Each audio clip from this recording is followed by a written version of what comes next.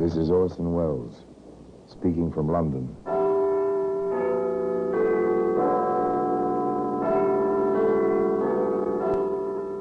The Black Museum. Here, in the grim stone structure on the Thames, which houses Scotland Yard, is a warehouse of homicide. A warehouse where everyday objects, a woman's necklace, a pair of spectacles, an iron ladle, all are touched by murder.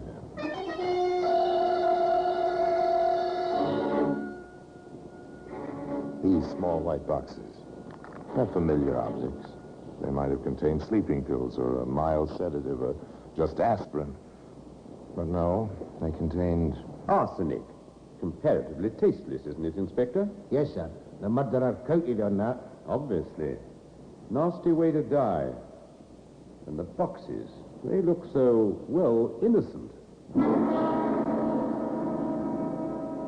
Today, those white boxes can be seen in a place of special honor, in the Black Museum.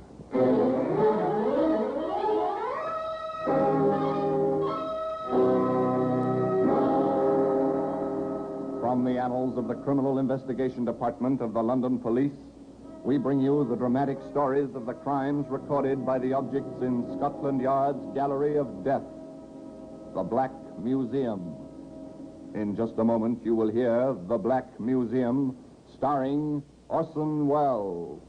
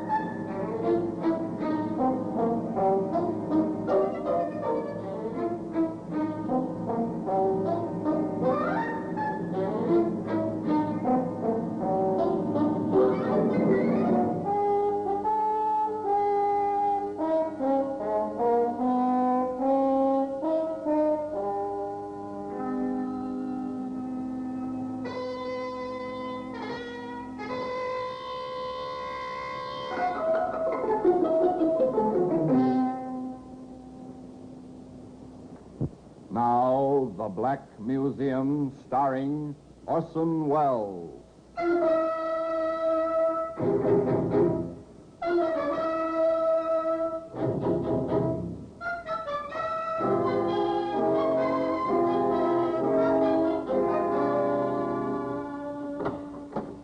And here we are, Black Museum, Scotland Yard's mausoleum of murder. Perhaps a little courage to wander through this long, ghostly room. All around, arranged so very neatly, is the evidence of man's rages, of woman's cruelty, of the rogue beast who lies waiting just beneath the veneer of civilization, waiting to kill. Yes, here lies death. Here death seems deliberate, murder almost moderate. Here in the echoing quiet, one is a spectator amid an orgy of violence, expressed so calmly by ordinary objects. The filing spike was created for the piercing of papers, to maintain orderliness on a clerk's desk, not for the purpose to which this spike was put. The piercing of the neck, the base of the skull, where the brain conjoins with the spinal column. Yeah, here we are. The white boxes, a little bit yellowed with age. The neat, spidery penmanship on the tiny labels fading now, but still legible. Curry's Pharmacy, Glasgow, Scotland, they say. And the date? January 1857. They were certain they had a case. The prosecutor for the Crown. Procurator Fiscal, they called him. And the quiet man in charge of homicide, Inspector Webster. The prosecutor was quite definite about it. We'll have no trouble at all. It'll be a hanging. There seems to be plenty of evidence. You sound doubtful, Inspector. Juries can be emotional, When that happens, the evidence goes out of the window. Juries haven't changed much. Almost 100 years, have they? but rather, in the old tradition, let the guilty go free occasionally than have one innocent perish. They presented their case. In proper order, each fact, large or small, in sequence, was paraded before the 12 good Scotsmen who sat in the jury box there in Glasgow almost 100 years ago. First, there was the landlady, Émile Dangeret's landlady. She told of that summer evening in 1856. Why, Mr. Dangelier, you're dressed up this evening. I have a reason, a very lovely reason. Do you like my waistcoat, madame? Quite striking. You ought to catch the lady's eye. I trust it will. Do just that, madame. How do you do it? Dress the fashionable on your salary, Mr. Dangelier. That is something I have learned from the frugal Scots, madame. I have indeed. You will excuse me. I must catch the steamer to Rowlin and a garden by moonlight. A happy little man, that summer's evening, Émile Dangelet. A happy, strutting little man in his new waistcoat, his well-pressed jacket, his smart hat. On the way to the quay to board the side-wheel steamer, he met his friend, Robert Dougal. Mr. Dougal was a witness, too. His story was just as simple. Emil, how are you? As if I needed to ask. You are the sport this evening. Thank you, Robert. You look well yourself. Don't tell me if you don't want to, but I'll wager you have a rendezvous. I do. And you know, you introduced us. With Madeline? Madeline Smith? No other, my friend. But the Smiths are Drowalin. Then you met the family? Not yet, Robert, but very soon. Tonight, just Madeleine. How long after tonight shall I have to wait for the family to accept me? How long, little man? How long indeed? That was a good part of the problem. Robert Dougal was temporarily excused from the witness box. The next witness was a letter.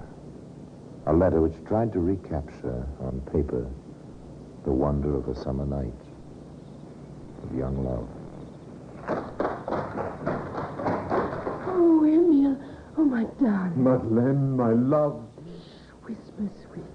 They are not asleep yet. How can I whisper when my heart wishes to shout from the housetops? Emil, you're sweet. My darling, is this not a night for lovers? Come, darling. There is a quiet place, I know, where the moon will be reflected in the water, and no one will be near. Don't let the gate bang, darling. We don't want my father finding us now.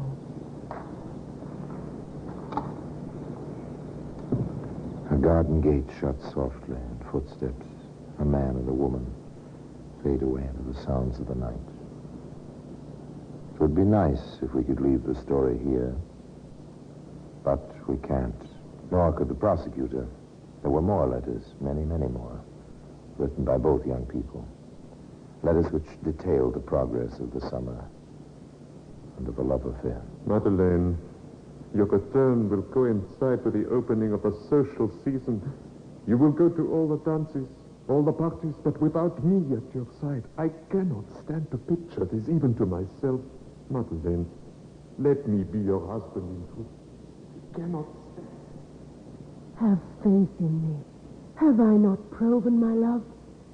Oh, Emil, the tears which bathe this paper, they are tears of longing, longing to be with you. There was more, much more. It all seemed endless, eternal, like the love these two pledged each other. But August moved into September, and September into the fall. Presently, as the prosecutor didn't fail to point out, the social round swept over Glasgow and over the Smith family, of course. Madeline was caught in a whirl with her family. Here, Robert Dougal was recalled to the witness box. This part of his evidence, if evidence it was, held a touch of wistfulness, of pathos even. Do you think this is the proper place to stand, Robert? Not proper, but correct for our purpose. They'll have to pass this way. There's quite a crowd, is there not? The public dances of the Glasgow season are always crowded. They say more matches are made at these affairs. Do not say that, my friend. This is my great fear, that she will meet someone. But she loves you. What am I? A 10-shilling packing clerk. I am nothing. Our family do not even know I exist. Where are they? Has something happened? I must... He stood there on the stairway leading to the ballroom, waiting so impatiently. The little man in the fancy waistcoat, beneath which was so much pride and so much love. And then, at long last, he saw her alight on her father's arm from their carriage, start up the stairway. She's a princess. Is she not, Robert? She's a very pretty girl. But then, I'm not in love with her. I will speak to her. No, you mustn't. Not here. Madeleine. Miss Smith. No, it would be unforgivable. Don't embarrass her like this. She passed within arm's length and seemed not to notice him, standing there waiting so eagerly for the acknowledgement which never came. Shortly afterwards, the two young men went into the ballroom themselves. Emile saw his Madeleine whirling in the waltz, heard her laughter. Why, Mr. Miller, I cannot allow you to speak to me like that. My father would think you... Robert, this is what I have nightmares over. Patience, Emil, patience. That is what she says. Patience, Emile, patience. She's going into the conservatory. Quick, Emil. Do I dare? What, didn't you see? She looked at you, pointed with her fan. Wait for me, Robert. With pleasure, my friend.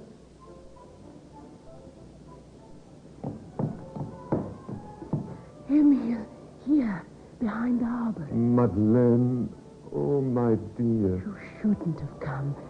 Yet I'm glad you're here. If I could have only but one dance with you. Impossible, darling. My father noticed you on the steps. I told him it was Robert who spoke my name. I don't think he believes me. Let him know me. I am not ashamed of what I do. I will not be a clerk forever. Not now, not tonight. I must be quick. They will be missing me. Darling, tomorrow night, come to the house. You know my window on the ground floor with the railing. We will talk about it then. Tomorrow, after the family is asleep. The ground floor window, where the cat bars to keep out cats. Or was it young lovers? A strong, if decorative grill. But there was an area entrance. According to the letters offered clearly in evidence, Emile was admitted via the area entrance to the gracious old house in Glasgow.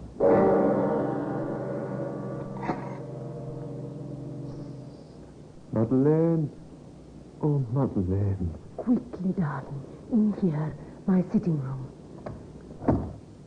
Here we are. We must be very quiet. My elder sister is just above, and my father sleeps very lightly. Madeleine, when? When? I must await the proper moment. And in the meantime, must I come to the area entrance in the dark of night, sneaking like a thief? I did not steal your love. You gave it, darling. You gave it. What I gave, I can take back. No, you cannot. Oh, of course not, dear. And we must not quarrel either. Our summer was too lovely for us to spoil it now. I have made some tea, my dear. It must be cold outside. Shall we have tea together and pretend we are the happy married couple we want to be? Of course, darling. Of course, whatever you say. Only let us be It happy was a domestic together. scene. How the letters reveled in it. Charming, delightful. Two young people pretending marriage in staid middle age. And then, in due course and in proper chronological order, the prosecutor introduced Mr. Curry, owner and chief dispenser at Curry's Glasgow Pharmacy. Yes, the defendant. It was the defendant there in the prisoner's box who bought the arsenic from me. I was told it was for the destruction of weeds and rats. The destruction of weeds and rats. Well, be that as it may, today those little white boxes can be found in the Black Museum. In just a moment, we will continue with The Black Museum, starring Orson Welles.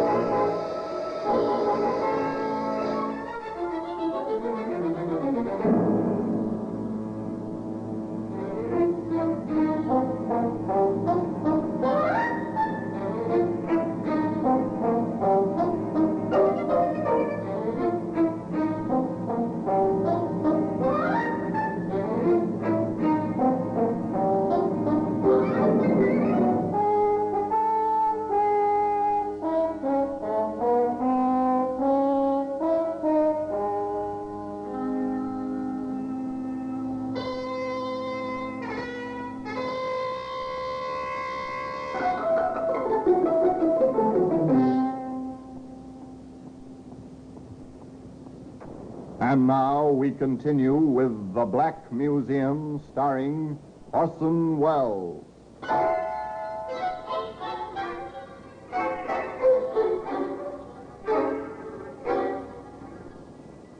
White is the bride's color, they say.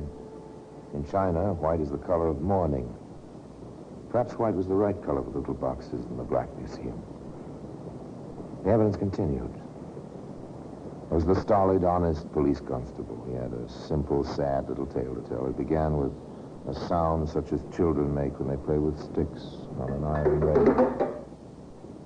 But this was not a child. This was a lover calling to his love. While the onlookers were a policeman and death.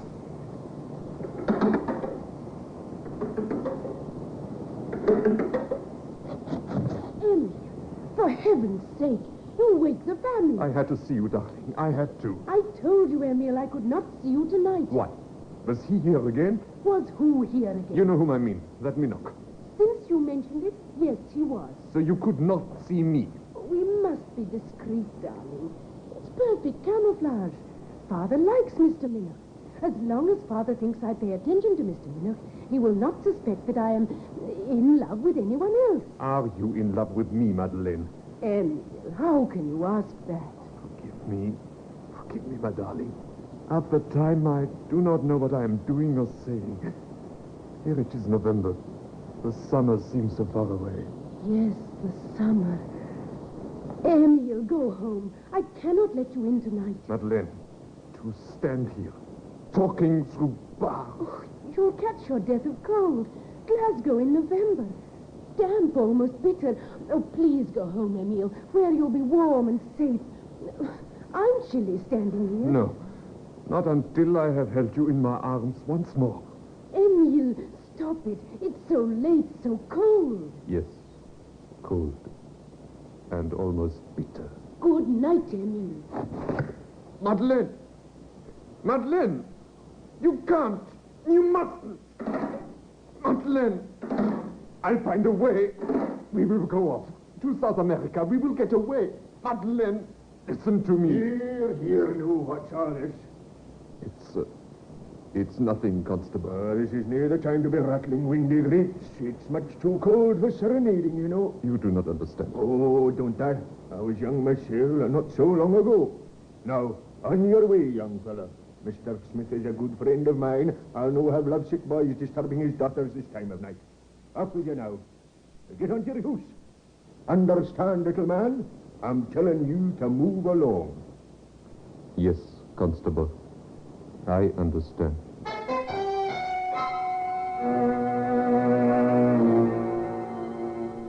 But did he understand?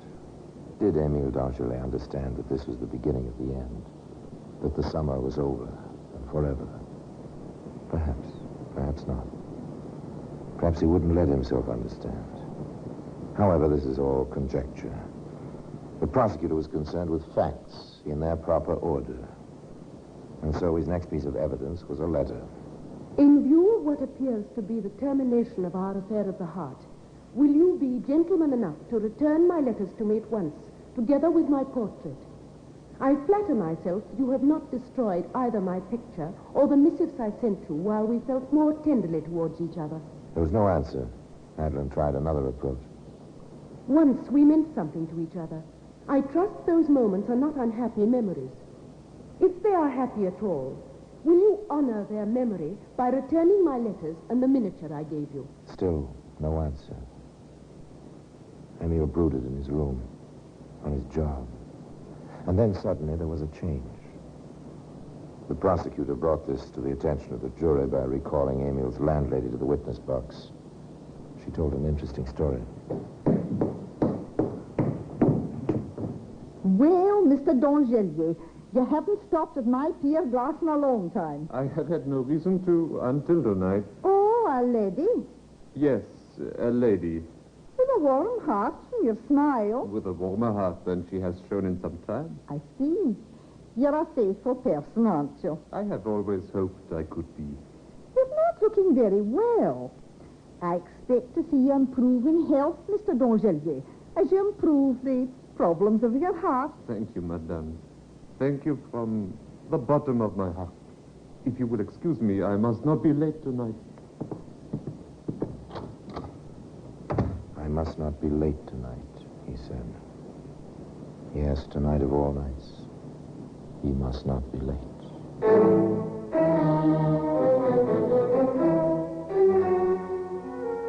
Jauntily, the little packing clerk left the house where he lived in his furnished room.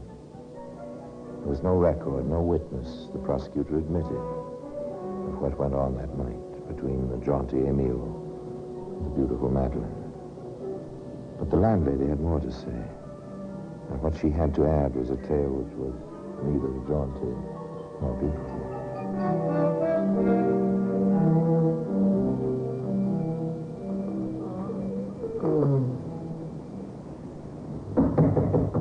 Mr. Dongelier, are you ill? What's wrong?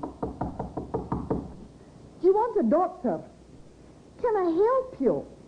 Mr. Dongelier. Mr. Dongelier. Mr. Dongelier, what is it? You look as if you'd crawled home on your hands and knees. Yes, I did. The last block. The pain. I cannot stand the pain. I shall call a doctor. You're sick. You're very sick. You must have a doctor. The good woman hurried up the street, aroused the doctor, whose surgery was in the corner, and together they hurried back and up the stairs to the little man's shabby room. What is it, man? Where's your pain? Leave me alone. I want to die. Good heavens. Mr. Dongelier. You will die unless you help me yourself. Madam, have you any mustard in the house? Mustard? Whatever for? An emetic. This man has been poisoned. Quickly now. Oh, yes, of course. I must have some somewhere. They did their best, the doctor and the landlady, but their best was to no avail. He's gone. A bad end. My guess is arsenic. It'll take an autopsy to find out for certain. However, now it's the turn of the police. The police, in the person of Inspector Webster, gave testimony at the trial. Inspector, tell the jury what the medical stated. Death caused by a large quantity of arsenic taken by mouth, probably in tea. And what did you find in a small wooden chest in the victim's room, Inspector? A packet of letters in perfect chronological order from the prisoner to the deceased. Thank you, Inspector. One thing more. Did you arrest the prisoner? I did. Did you warn her that anything she might say could be used in evidence against her? I did. And what did she say? Too bad. He was a nice little man. If he hadn't been so persistent, I might have liked him better. Thank you again, Inspector. There was more, a little more. Mr. Curry, the pharmacist, was called back to the witness box. How many times did the defendant come to your shop, sir? 3 times. Each time she bought 6 pennyworth of arsenic. And what reasons did she give for these purchases? First, it was killing weeds in the back garden. Then it was rats at the Smith's country place. And finally, rats at their city house. Did anyone else connected with the defendant ever stop in your shop? A servant. One of the men servants from the Smith's house. He asked for prussic acid to whiten the defendant's hands, he said. I told him nice young ladies shouldn't have poison like that around. I refused to sell it to him. She came for the arsenic herself about 2 weeks later. The defense made 2 points. The sweetness and the excellent background of the prisoner. The fact that no one found any evidence that the poison had been administered by the prisoner. No one saw her do it was the crime. The judge made the usual charge. The jury retired. They returned to a tense courtroom. Madeline Smith rose at the court's command and faced the jury. The foreman spoke briefly and to the point. We find the case for the Crown not proven. Our verdict is not guilty.